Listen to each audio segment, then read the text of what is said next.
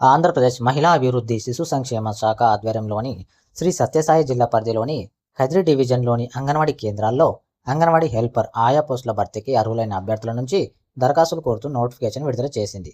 అర్హత కలిగిన మహిళా అభ్యర్థులు జూన్ 18, 2026 వరకు సంబంధిత ఐసిడిఎస్ ప్రాజెక్టు కార్యాలయాల్లో దరఖాస్తులు సమర్పించాల్సి ఉంటుంది.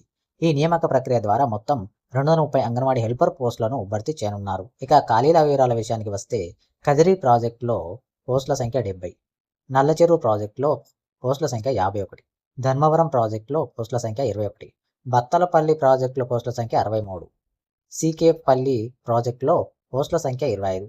ఈ పోస్టులకు దరఖాస్తు చేసుకునే అభ్యర్థులు తప్పనిసరిగా 10వ తరగతిలో ఉత్తీర్ణత పొంది ఉండాలి. సంబంధిత గ్రామంకి చెందిన వివాహిత మహిళ అయి ఉండాలి.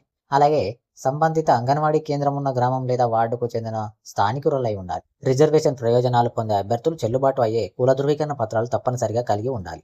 అభ్యర్థుల వయోపరిమితి 2026 జూలై 1 నాటికి అభ్యర్థుల వయసు 21 నుంచి 35 సంవత్సరాల మధ్య ఉండాలి. ఈ అర్హతలు కలిగిన వారు సంబంధిత ఐసిడిఎస్ ప్రాజెక్టు కార్యాలయంలో జూన్ 18వ తేదీలోపు నేరుగా దరఖాస్తులు సమర్పించవలసి ఉంటుంది. నింపిన దరఖాస్తుతో పాటు అవసరమైన సర్టిఫికెట్ల జిరాక్స్ కాపీలను జతచేసి కార్యాలయంలో సమర్పించాలి.